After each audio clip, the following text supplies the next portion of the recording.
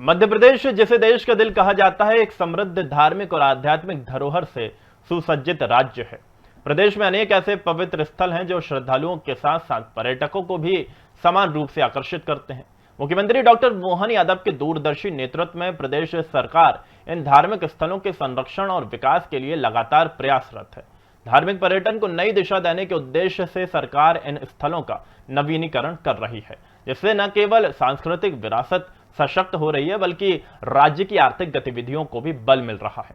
CM Mohan Yadav के नेतृत्व में सरकार और प्रशासन का संकल्प है कि मध्य प्रदेश को आध्यात्मिक पर्यटन का एक प्रमुख केंद्र बनाया जाए, जिसके तहत तीर्थ स्थलों का विकास और पुराने मंदिरों का पुनरुद्धार किया जा रहा है। मुख्यमंत्री डॉक्टर मोहन यादव की अगुवाई में मध्य प्रदेश सरकार ने धार्मिक पर्यटन को नई पहचान देने का संकल्प लिया है। प्रदेश के आध्यात्मिक स्थलों को आधुनिक सुविधाओं से सुसज्जित कर उनकी प्राचीन गरिमा को पुनः जागृत किया जा रहा है। पर्यटकों को आध्यात्मिक शांति के साथ एक सुव्यवस्थित और समृद्ध अनुभव देना सरकार की प्राथमिकता है। उज्जैन में विकसित किया गया महाकाल महालोक इस दिशा में एक ऐतिहासिक पहल है, जहां परंपरा और प्रगति का अद्भुत संगम देखने को मिलता है। यह भव्य प्रकल्प न केवल श्रद्धालुओं को आकर्षित करता है, बल्कि मंदिर क्षेत्र की व्यवस्थाओं को भी सुव्यवस्थित करता है, जिससे यह स्थान एक विश्व स्तरीय आध्यात्मिक गंतव्य बन गया है। सलकनपुर में देवी लोक को शक्ति मंदिर स्थल के रूप में आकार दिया गया है, जहां देवी उपासना के साथ साथ आने जाने और दर्शन की बेहतर व्यवस्था सुनिश्चित की गई है।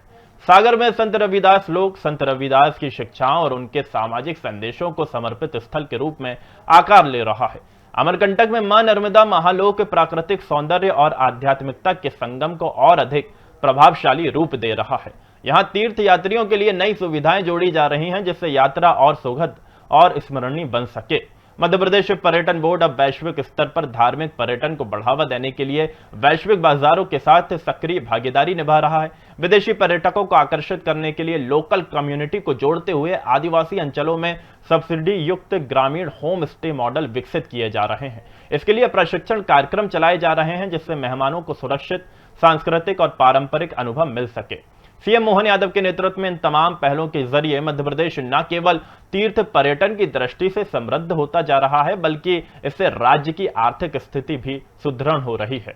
मध्य प्रदेश सरकार ने भी अपने धार्मिक दृष्टि से मध्य प्रदेश की पहचान बनाने के लिए हमारी सवारियों में बाबा महाकाल की सवारी, ऐसे में सबके रोम रोम में महाकाल समाये हुए, ऐसे में महाकाल हम सबकी ये जीवन यात्रा का भी आनंद है।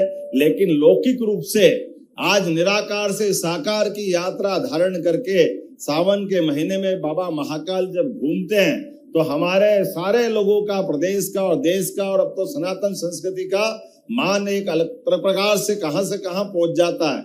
इसलिए हमने कहा कि देवस्थान में भी हम सामाजिक समरसता की बात केवल शब्दों से न बोलते हुए उसको चरितार्थ करके दिखाएं। तो हमारे आदिवासी अंचल के सभी गांवों से बुला करके आदिवासी भाई बहन, सभी प्रकार के सभी समाज जनों को साथ लेकर के केवल मध्य प्रदेश के नहीं, देश भर से आह्वान करते हुए ऐसी हमारी प्राचीन संस्कृति के आधार पर जिनकी आस्था और जीवन शैली, उनको सबको जोड़ करके सवारियों के साथ हमने अपने मूल उद्देश्य को भी सामने लाने का प्रयास किया है कि हमारे अपने देवस्थान ये सबको समेट करके एक साथ लेके चलने के संकल्प की प्रतिपूर्ति होती है।